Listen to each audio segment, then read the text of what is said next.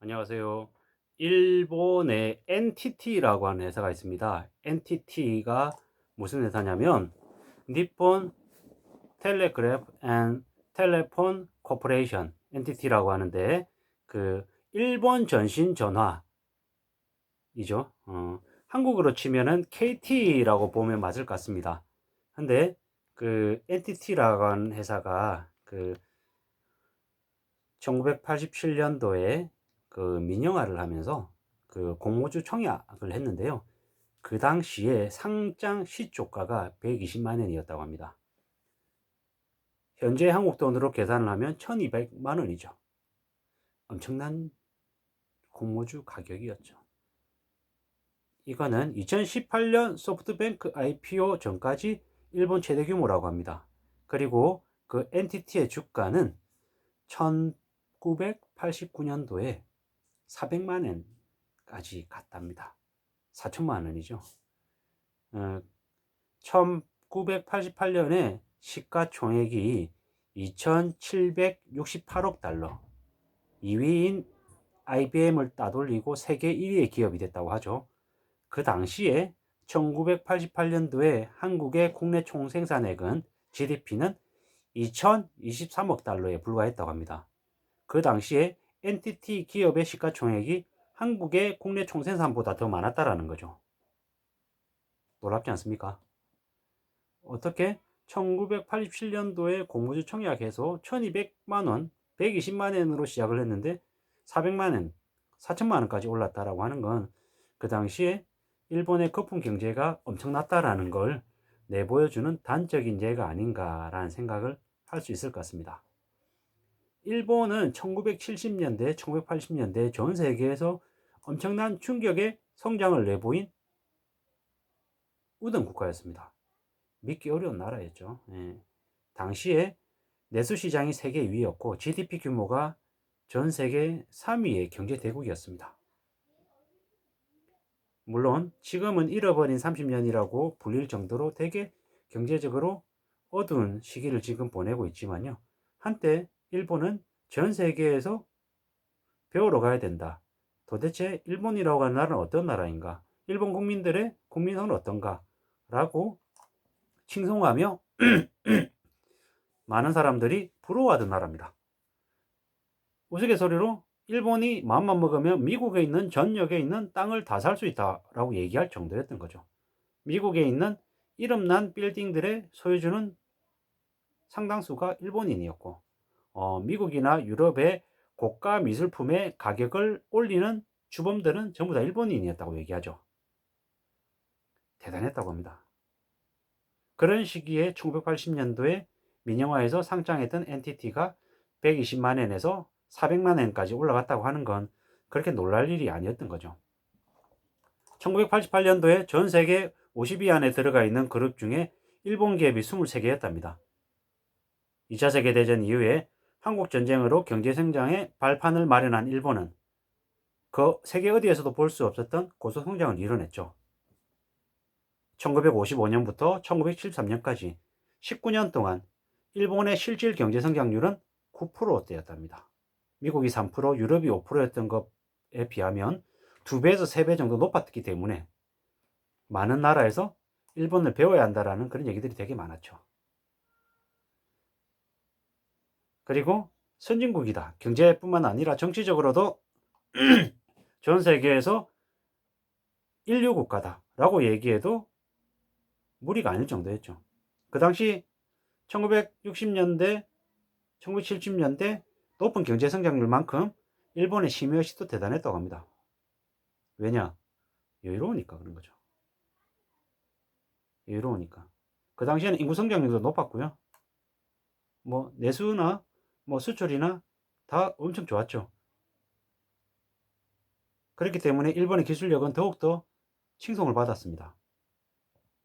근데 계속 그럴 것만 같았던 일본도 조금씩 분위기가 달라졌죠. 1973년, 1978년에 있었던 1차, 2차 석유 파동으로 원자재비의 폭등은 일본 경제에 영향을 줬습니다. 그리고 1980년 당시 미국과 일본의 환율이 1달러당 250엔이었는데 우리가 잘 알고 있는 플라자 합의로 바뀌었죠. 순식간에 1달러에 250엔 하던 게 1달러에 149엔으로 엔화 강세로 바뀌죠. 갑자기 엔화 가치가 2배로 오르면서 일본의 경제 성장이 조금씩 달라졌던 거죠. 사실상 버블 경제가 시작되었다라는 그런 신호탄이었던 거죠. 일본의 기준금리가 5%에서 2%로 낮아지게 되고, 그러면서 사람들은 저금리에 너도나도 투기에 나서게 됐죠. 아까 NTT가 120만엔에서 400만엔까지 올라갔던 그 모습도 그 하나의 상황이었다고 볼 수 있는 거죠. 투기성 돈이 85년도에 9조이던 게 4년 만에 40조 엔으로 급격하게 늘어난다고 합니다. 이러다 보니까 하루와 다르게 부동산 가격이나 주식 가격이 폭등했고요.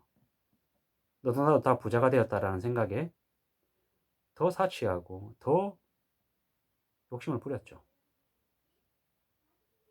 천정부지로 오르던 가격이 영원히 될 것 같았지만 나중에 어느 시점이 됐을 때 그 버블이 터졌죠.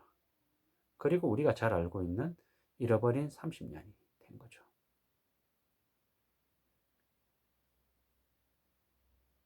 겉으로 볼 때는 누구보다 화려하고 엄청난 성장을 구가하며 전 세계에 부름을 탔지만 탐욕과 욕심 때문에 무너지기 시작했죠. 근데 왜 제가 이 얘기를 드리냐면 지금 현재 한국이 일본의 이 거품 경제 붕괴의 모습을 비슷하게 따라가고 있지 않나라는 생각이 들어서이죠. 지난 문재인 정부 5년간을 되돌아보면 세계 8대 대국이 되었습니다. 수출이 이만큼 늘었습니다. 외환 보유고가 늘었습니다. 이런 실적을 보였습니다라고 되게 많이 취적을 자랑하는데 다른 한편에서는 부동산 거품이 2배, 3배, 주식도 마찬가지, 비트코인, 여러 가지 자산 시장에 이 거품이 너무 많이 커져 있는 거죠. 터지지 않을까요? 일본보다 더 심한 충격이 안 온다고 누가 장담할 수 있습니까? 더 혹독한 어려운 시기가 닥치고 또 닥치는 것 같은 거죠. 오늘 그 주식시장이 되게 안 좋은 모습을 보이고 있죠. 지금 벌써 2800이 무너졌고 2780, 2790 이러고 있습니다. 시장지표는 달러는 지금 현재 1193원을 왔다 갔다 하고 있고요. 예. 심상치 않죠. 예사롭지 않습니다. 뭐 이거는 결국에는 미국의 연준 회의를 앞두고 전 세계 정치도 혼조세이고 국내 정치도 마찬가지인 거죠. 근데 이게 단지 이번 주 1주 동안 일어날 일이 아니라는 거죠. 올해 내내, 그리고 내년, 그리고 내후년. 앞으로 당분간 경제 긴축기 이 시기 동안에는 계속 닥쳐올 일이라는 거죠. 그럼 한국에 어떤 일이 벌어질까요? 일본과 같은 비슷한 일이 벌어진다라고 이제 충분히 예측할 수 있는 거죠. 지금 공모주 관련해 가지고 되게 많은 뭐 대어들이 기다리고 있다는 뉴스들이 막 나옵니다. 이번 주 27일 날 그 LG 에너지 솔루션, 그리고 구정이 지나고 난 이후에 현대 엔지니어링, 그 이후에 뭐 마켓컬리 얘기도 있고 뭐 여기저기 이게 우리가 잘 아는 그 유명한 기업들이 IPO를 앞두고 있습니다. 공모주를 위해서 분위기를 많이 띄우고 있죠. 근데 이런 모습이 일본의 그 NTT 그 120엔 하던 게 400만 엔으로 급등했던 그런 모습하고 오버랩이 되는 건 왜일까요? 제가 드리는 말씀이 그냥 이것이 제 개인적인 의견, 개인적인 생각입니다. 근데 점점 조금씩 실제로 벌어지는 건 아닌가라는 생각들을 하게 됩니다. 좀 더 조심하고 좀 더 유의하고 두려움을 좀 가질 필요가 있지 않나라는 생각이 드는 거죠. 최근에 이제 뉴욕 증시도 되게 충격이라고 얘기하고 있고 뭐 미국 10년물 그 10년물도 지금 뭐 심상치 않은 모습, 뭐 여러 가지 뭐 물가지수, 그리고 각국의 뭐 통화 뭐 가치들이 좀 심상치 않게 움직이고 있죠. 뭐 어떤 식으로든 잘 지켜봐야 될 사항입니다. 뭐 관망해야 된다, 지켜봐야 된다라는 얘기들을 많이 하고 있습니다. 예.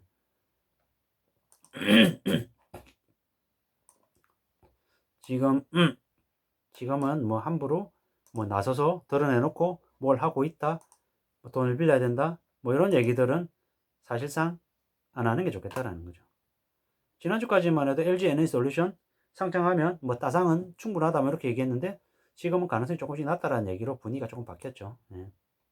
왜냐, 뭐 비트코인 얘기도 있고, 뭐 코스피가 1년 1개월 만에 2800선이 붕괴되어서 뭐 동학개미가 뭐 쇼크 상태에 있다, 뭐 이렇게 얘기도 나오고 있고요. 뭐 10개 종목 중에 9개가 하락했다, 뭐 이런 얘기, 금리 인상 때문에 전세 대출 이자가 올라가고 있다, 월세가 차라리 낫다, 뭐 이런저런 얘기들이 계속 나오고 있습니다. 뭐 비트코인 폭락 얘기까지 해서 점점 더 주변에서는 좋은 얘기보다 안 좋은 얘기들이 더 많다라는 거죠. 이게 지금 이제 닥친 현실이다. 뭐 인플레이션이 어떻게 될지, 물가가 어떻게 잡힐 수 있을지, 미국은 미국대로 고민하고 있고 한국은 한국대로 지금 염려하고 있는 상황이다 라고 이제 봐야 될 것 같은 거죠. 오늘 2800선이 무너졌잖아요. 그러면 2월달 3월달 올 상반기 하반기 주가가 어떻게 될까요? 2500이 무너지고 2200이 무너지는 날이 안 온다고 어떻게 장담할까요? 점점 더 시간이 지나면 지날수록 한국의 국내 코스피 주가는 내려갈 가능성이 더 크다. 원달러 환율은 올라갈 가능성이 크다. 점점 더 물가도 높아지고 우리의 소득은 제자리 걸음 혹은 줄어들 가능성이 더 크고, 점점 더 일본의 거품 경제가 붕괴되는 모습과 오버랩이 되고 비슷한 형태로 흘러갈 것 같다는 느낌이 더더욱 드는 건 왜일까요? 아무쪼록 이웃나라 일본이 잃어버린 30년으로 혹독한 경제 긴축기를 겪고 있는 모습들을 보면서 우리는 반면교사해야 될 것이라는 거죠. 어떻게든 경제적인 어려움을 영창시키고 최대한 욕심부리고 탐욕 부렸던 것들을 이제 걷어들이고 빚을 갚아가면서 내실을 기하고 좀 더 실리를 추구하는 그런 모습으로 바뀌어가야겠죠. 그러기 위해서는 정치인들이 정신 바짝 차리고 포퓰리즘에 방만하게 국가 재정을 쓰는 일을 막아야 될 것이고, 우리 경제의 주역이 될 청년들이 어떻게든 동기부여되고 더 성실히 더 열심히 잘 살 수 있게끔 여건들을 많이 만들어줘야 될 것이고, 대기업이나 족벌, 재벌들이 골목상권에 침투해서 많은 창업하려고 하는 의욕, 의지를 가진 소상공인들을 무너뜨리는 일들을 막아야겠죠. 그리고 재벌 족벌가들이 자기네들 경영권 승계하고 재산을 물려주기 위해서 하는 편법들을 막아야 된다는 거죠. 정관예우, 담합, 배임행령, 이런 범죄 행위들, 특히나 경제적인 범죄 행위에 대해서는 엄벌해서 절대로 사기치지 못하게 만들고 남을 현혹시켜서 노동의욕, 근로의욕을 떨어뜨리고 몰락시키는 그런 사기 행각을 벌리는 이들은 종신형에 처해야 되고, 언론에 나와서 업계 대변인으로 아무 말 대잔치 하는 가짜 전문가들, 그런 이들도 더 이상 언론에서 내비쳐주거나 아니면 그들에게 판을 깔아줘서는 안 된다라는 거죠. 정부가 정신 차리고 주식이나 부동산이나 각종 자산 시장에 거품이 끼지 않게끔 좀 더 세밀하게 관리할 필요가 있다는 거죠. 정말로 열심히 나라를 위해서 일하는 사람을 정치인으로 리더로 앞세워야 되고, 나쁜 짓 하고 욕심 부리는 사람들은 철저하게 중재로 다스려야 된다는 게 제 개인적인 생각입니다. 아무쪼록 지금 현재 일어나고 있는 세계적인 거든 국내적인 거든 경제 상황이 점점 더 시간이 지나면 지날수록 일본의 거품 경제가 꺼지는 것과 비슷한 모습을 보이는 것 같습니다. 아무쪼록 두려워하고 경계하고 좀 더 현실에 집중하면서 살아가야 되겠습니다. 우리의 현실이, 우리의 삶이 절대 투기와 탐욕과 욕심에 휩쓸려 가지 않게끔, 무너지지 않게끔 잘 관리하고 잘 대비하겠습니다. 그러려면 다름 아닌 우리가 살아가고 있는 일상생활, 이 모습에서 어떻게든 내실을 기할 수 있고 좀 더 지켜나갈 수 있는 우리의 정말 중요한 가치들을 한 번쯤 더 되돌아볼 필요가 있다는 거죠. 열심히 일하는 이 마음가짐, 태도, 이런 것들이 우리의 삶을 지켜주는 무기이고 앞으로 나아갈 수 있게끔 하는 그런 원동력이지 않냐라는 거죠. 절대로 포기하지 말고 우리의 삶을 잘 지켜나가는 저와 여러분들이 되기를 간절히 바랍니다. 오늘 하루도 잘 헤쳐나가시기를 간절히 기원하겠습니다. 시청해 주셔서 고맙습니다. 감사합니다.